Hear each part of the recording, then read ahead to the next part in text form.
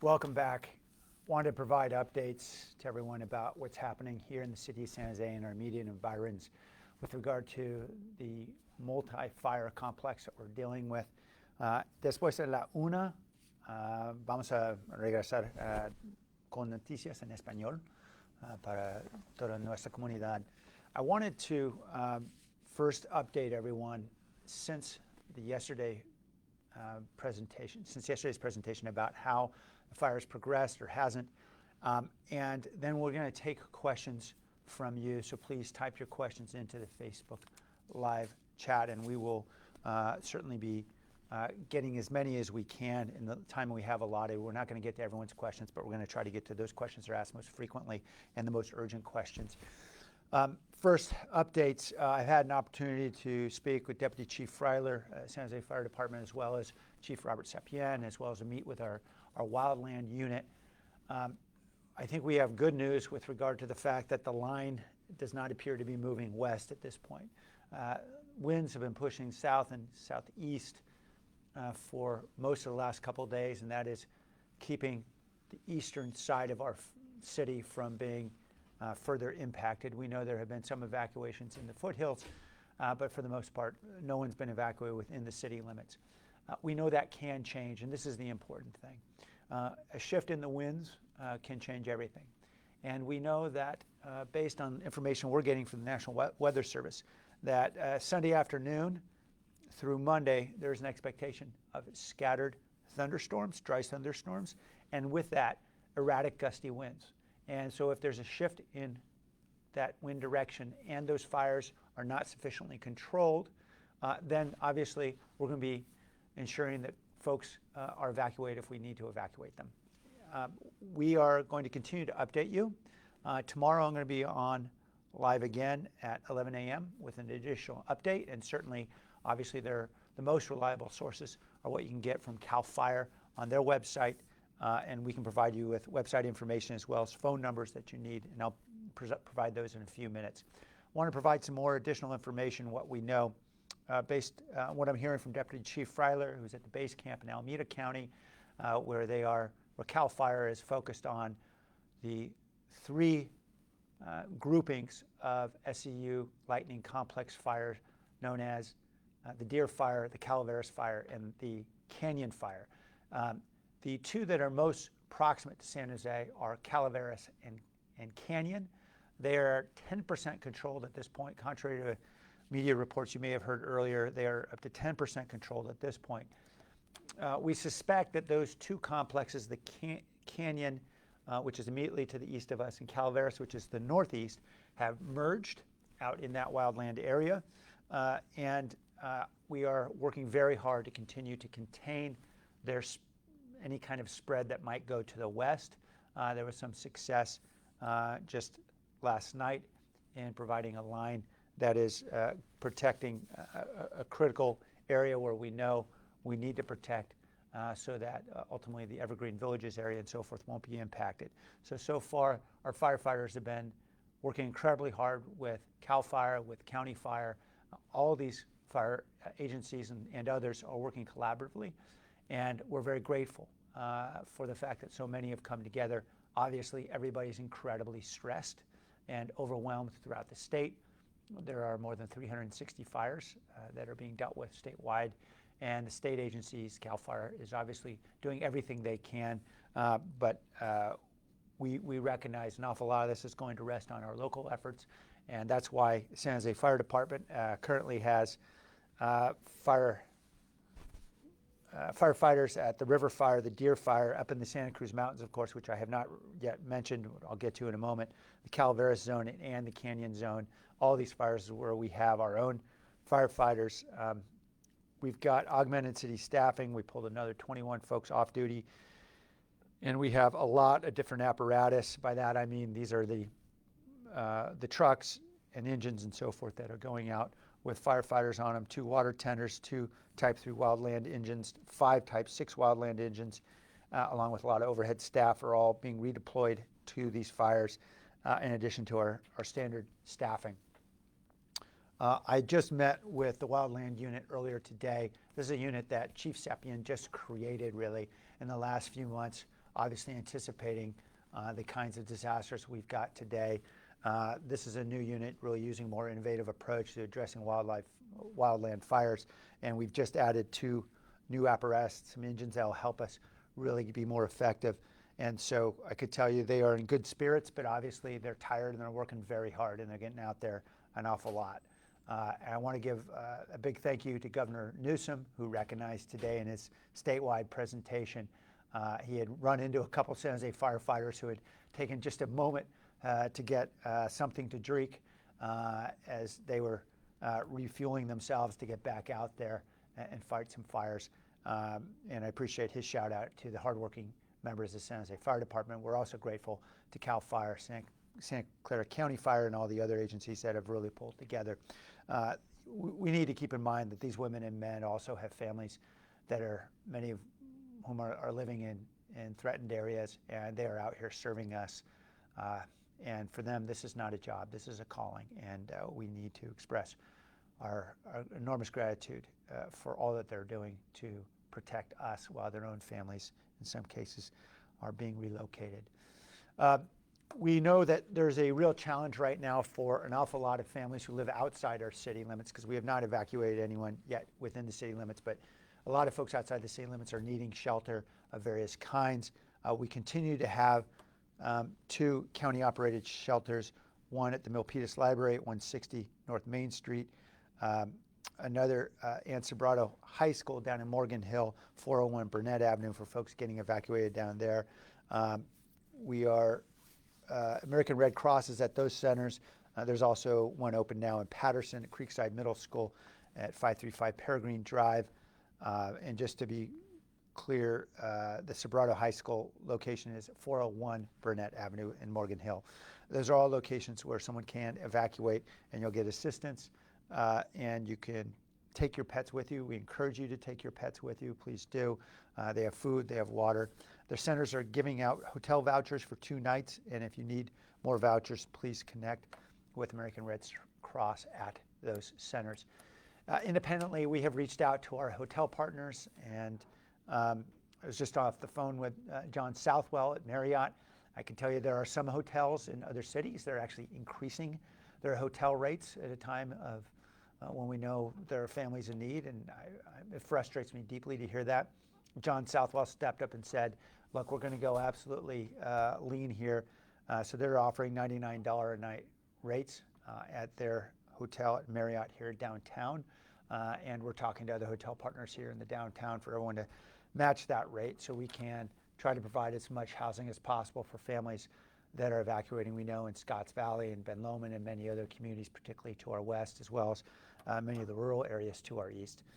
So we're going to continue to try to do that, and we hope to have an announcement. Team San Jose has been working collaboratively with our hotel partners, and we hope to have an announcement soon about how we are welcoming families with open arms here in San Jose. More information to come on that front. I think I spoke a bit about what we are concerned about, what may be coming through on Sunday and Monday. In the meantime, from all indications, it appears at least the conditions have been helpful to us in blowing south and southeast for the most part, and that is helping to keep the fire away from the more populated parts of our city. We do encourage everyone to please go to alertscc.org. Again, alertscc.org, and sign up, and that way you can receive alerts through email, text, or your landline, whatever it might be. You can also text your zip code to 888-777, and you can receive alerts that way. Again, texting your zip code to 888-777. But alertscc.org is the first and best tool. I know there have been some complaints by some saying they're not getting alerts, or maybe they're getting alerts and they shouldn't be. We'll continue to work collaboratively with the county. The county operates that service to understand how we can ensure better precision in all of the warnings that are being issued. I think many of you are aware that there is now a map. There have been maps up now for a couple of days on the city website. Please go to sanjoseca.gov. Again, sanjoseca, all one word, sanjoseca.gov. And you can click the emergency red bar at the top. That'll get you to a whole lot of information, including real-time maps that identify evacuation zones, warning zones, and fire locations, etc. If you are preparing to evacuate, a couple important sources of information for you. And by the way, if you don't get this information, don't worry, it's going to be recorded and it'll stay on my Facebook page so you can go back in and listen. So to prepare for possible evacuation, we recommend you go to the website readyforwildfire.org. Again, readyforwildfire.org. I'm also told that npr.org has a lot of great information on their site about how to prepare for evacuation, what you should bring, and certainly preparing the inside of your home, shutting off your gas meters, shutting your windows and doors, preparing the outside of your home, turning off propane tanks, connecting to hoses to spigots for firefighters, etc. And certainly what you should pack. I also recommend, if you have a moment, to be able to take some photographs of the inside of your home. That is going to be important. In fact, there is any destroyed property so that you can readily document it for your own insurance. So our tips in the meantime: please stay indoors, limit going outside for a maximum of 60 minutes because of the air conditions out here. Limit your outdoor exercise and use of outdoor services. As painful as this may sound, limit your outdoor dining. I hate saying that because I know we've got many businesses just struggling on the edge right now, but for your own health, don't stay out there too long. Be aware of your surroundings, certainly, and keep your mobile devices charged, and certainly keep all your important phone numbers handy. Let me give you some phone numbers so that you have hotlines that you can access and important information. First, for information for local residents who live out in the Evergreen area, we know that this part of District 8 is an area that is, because it juts out into some of that wildland area, a lot of folks are concerned out there. So you can get lots of information at Evergreen Community Center, which is on the corner of roughly of San Felipe near Balbuena. That's located at 4860 San Felipe. They're open today from 9 a.m. to 9 p.m., also providing water, a place to charge any of your devices, and anything else you might need. That's a good location to go to. The county has Emergency Operations Center Wildfire Hotline. Let me provide that number. It's 408-808-7778. We're going to provide all this information also through Facebook and Twitter. So if you don't get it the first time, don't worry, we're going to get it to you. Again, the EOC Wildfire Hotline for the county, 808-7778. And if you need any assistance with pets, please call the county at 408-686-3900. If you live in the more rural areas and you have large animals or livestock, different number for the county there is 925-584-1976. I would emphasize we're going to do our best to provide the best information we can on the city website.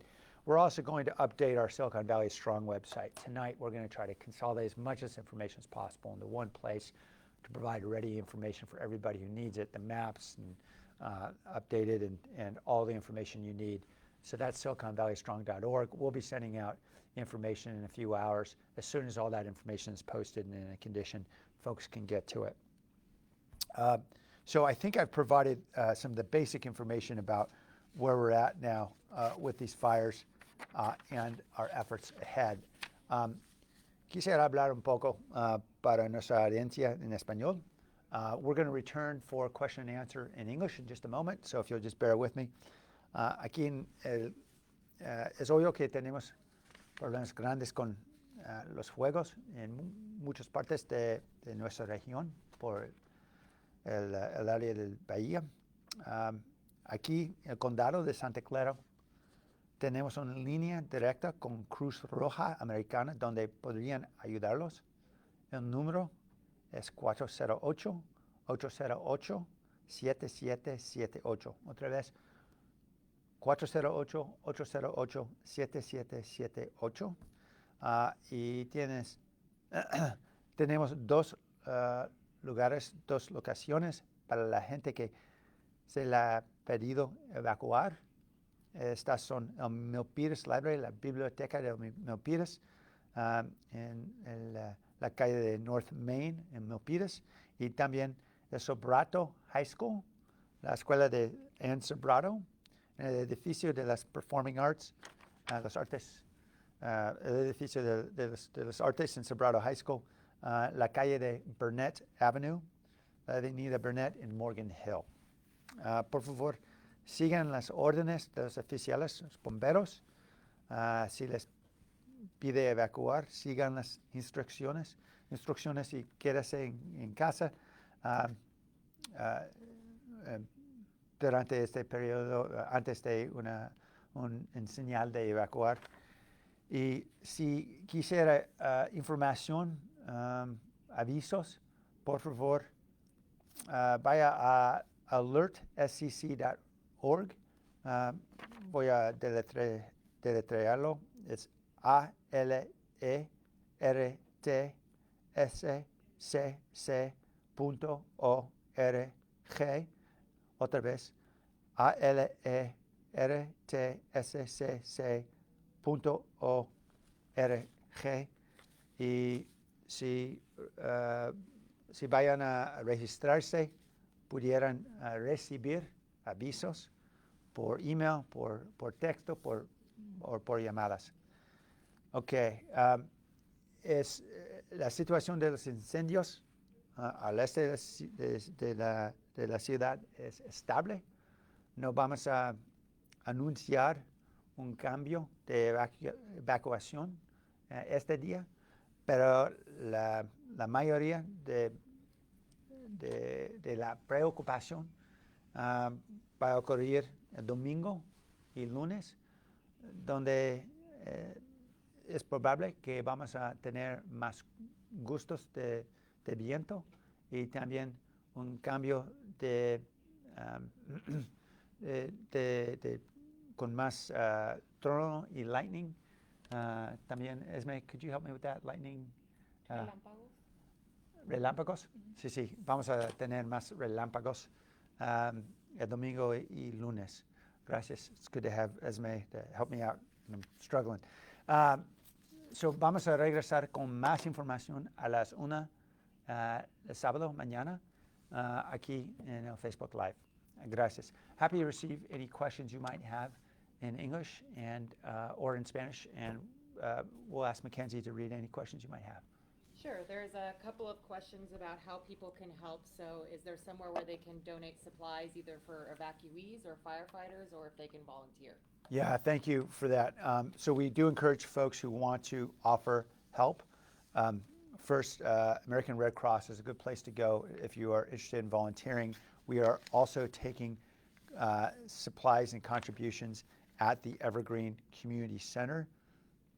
That is, again, located on the corner of Yerba Buena. I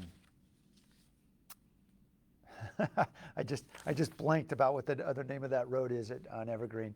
The Evergreen Community Center, and that is, I'm going to come up with that in a moment. San Felipe Road, thank you. At 4860 San Felipe Road, that would be the most logical place if you want to drop off any donations. We're going to come back with more information about where people can donate in the meantime, but certainly American Red Cross is a great option. Sorry. Mackenzie is reading through questions now, so if you have questions, just type them up, and she'll read the ones that seem to be most frequent or the most urgency. Are we expecting any assistance or support from the federal government or other states? Yeah, so the FEMA District 9, which is the district that we're in, has been working directly with the state to provide resources as they're able. I can't speak to whether or not there will be direct federal assistance with regard to these fires. I do know that Governor Newsom has reached out to many states in our region. Many of the other governors are responding. Certainly Governor Ducey, I know well, in Arizona, Governor of Oregon and others are providing resources in various ways, and sometimes in the form of fire crews and sometimes in the form of information intel and so forth.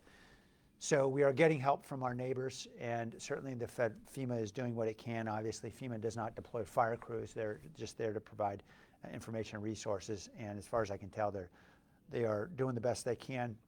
The reality is this is something that I think as a state, as a region, we're simply going to have to pull together and combat ourselves.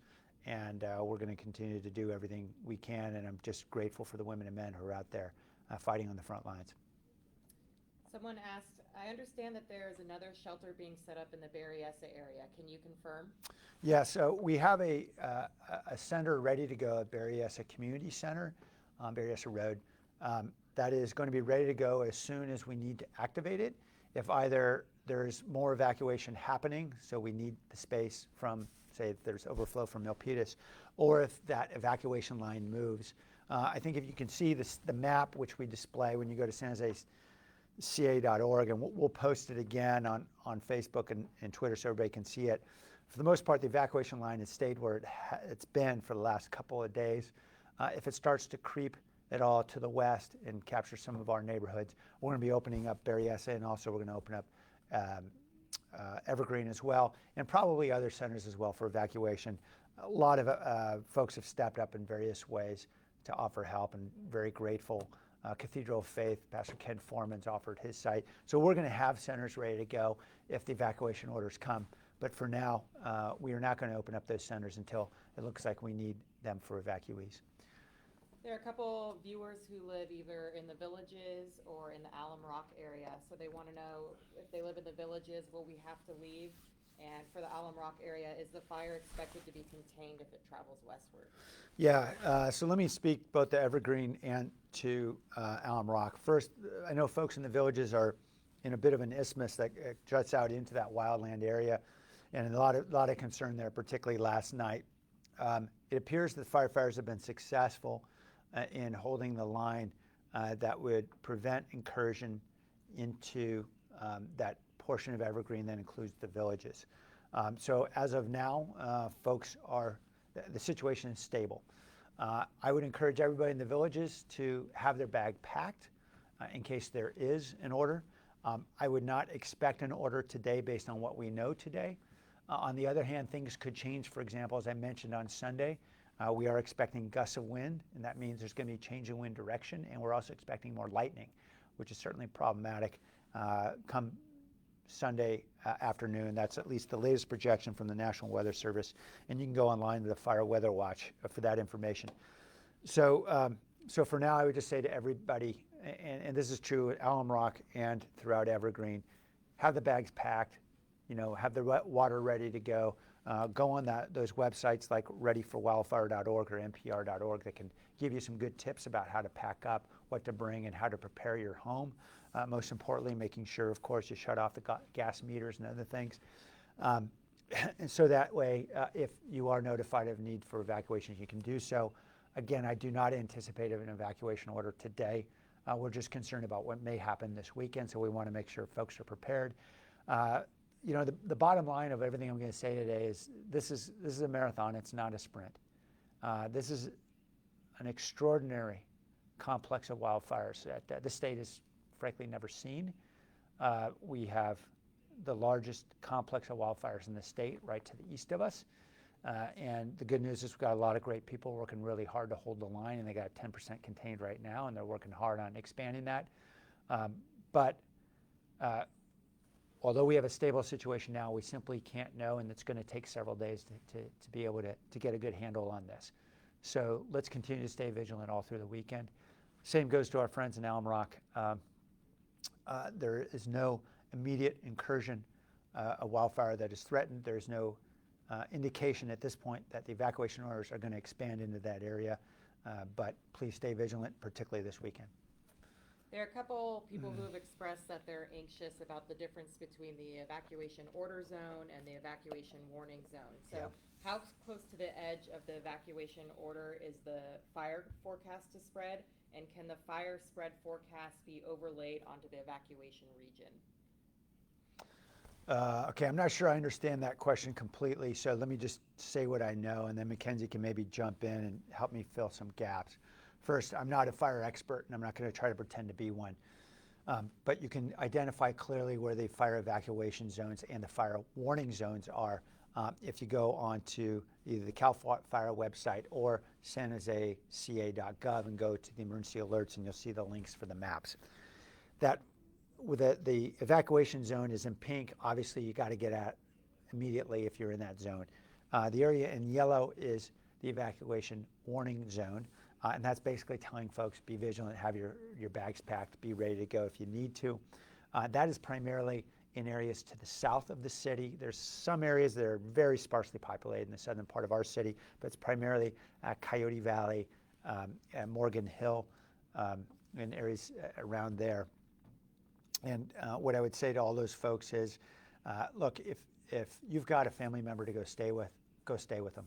If you've got a friend, particularly if you might be older in age, you may have some physical limitations, take the worry out and simply make sure your home is well prepared, turning off the gas and doing all the things you need to do now and move on.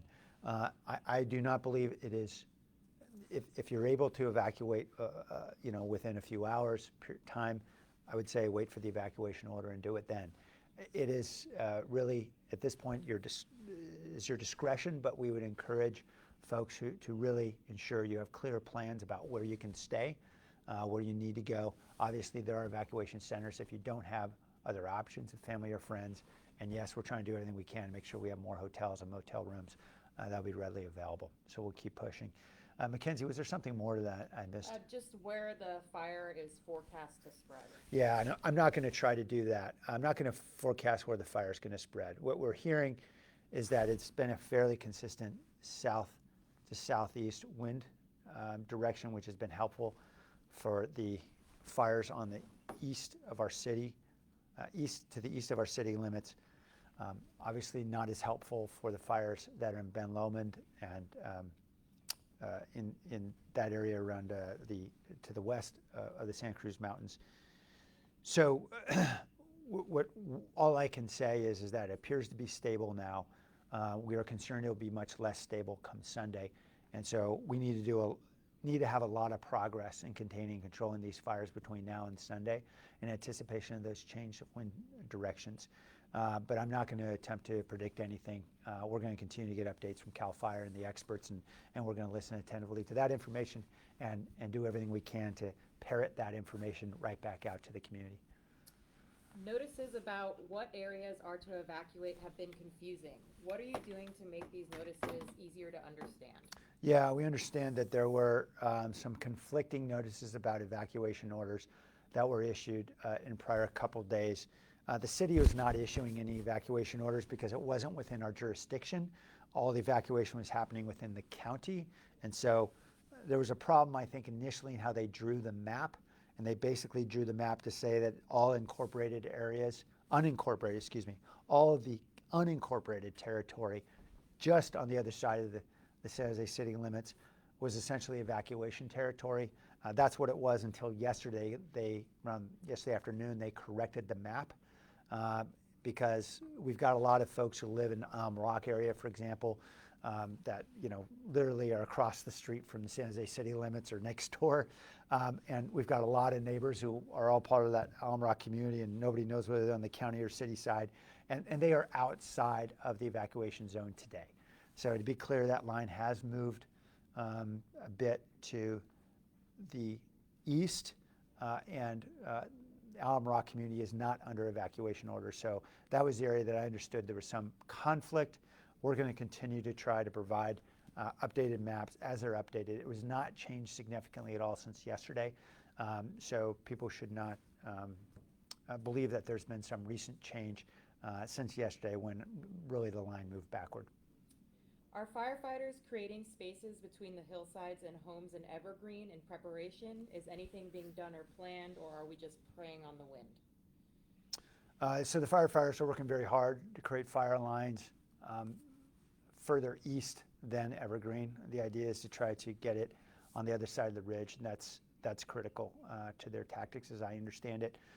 So that's where their focus is. That's where all of our manpower is. That's where it has to be.